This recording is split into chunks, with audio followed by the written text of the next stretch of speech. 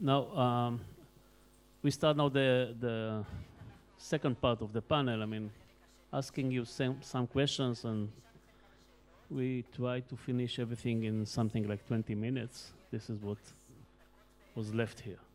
Let me start with the last point of encryption, or applied encryption. Encryption is very old mathematical occupation. Still, we find that every day we find other application for it and different technologies, and I'm not speaking about quantum computers. Maybe we will talk later on this. And I would like to hear your view, Eran, about this so-called applied encryption and some of the things, your reaction to some of the things that Dan Bonnet said. So first, Dan, that's a very instructive example that you gave, and it shows that how the ubiquity of encryption in hardware and protocols and APIs is changing the picture in many scenarios nowadays.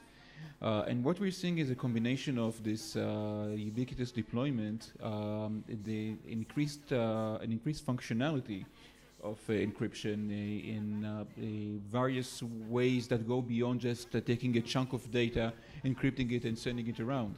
I think one of the great breakthrough in this area was done by Dan himself in the area of identity-based encryption.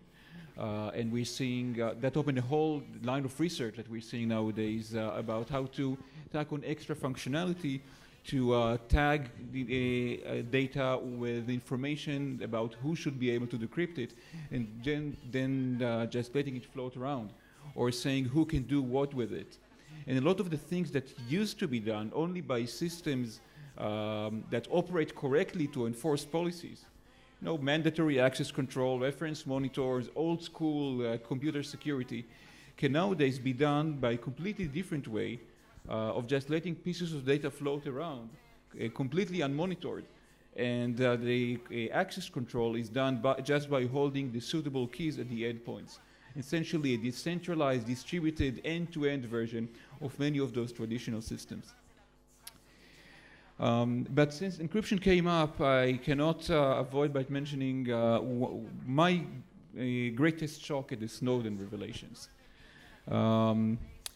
So as you know, the Snowden revelations revealed that many of the things that were considered technically plausible but perhaps science fiction turned out to be technically plausible attacks that are actually done by major state actors. All sort of Trojan horses, interceptions of equipment en route, things that we teach in our courses as something that could have been done, and now we have the slides to prove that it was done. But as researchers, that didn't surprise us at a technical level. What really hit me in the guts was the revelation that nowadays I am faced with a choice. I can either send my information in plain text and hope for the best, hope that no one intercepts my messages and misuses them, and then maybe, just maybe, if no one happens to be looking my way at the right time, I will have some semblance of privacy if I'm at least 51% American and information doesn't go through foreign channels. However, if I try to protect myself by using encryption, whether standard or exotic, then I'm virtually guaranteed that my information will be intercepted by major state actors and will be collected and stored forever until it becomes technically feasible to decrypt it. So this is a decision now I need to take every day, whether to risk my information from small, unsophisticated actors just to maybe evade the scrutiny of the major state actors. And it's not one I'm comfortable with. So for me, just having to think about this, to make these decisions on whether to encrypt or not, depending on whether something could be misconstrued by an analyst sitting in some arbitrary fort, places a transaction cost on everything I do. Food for thought.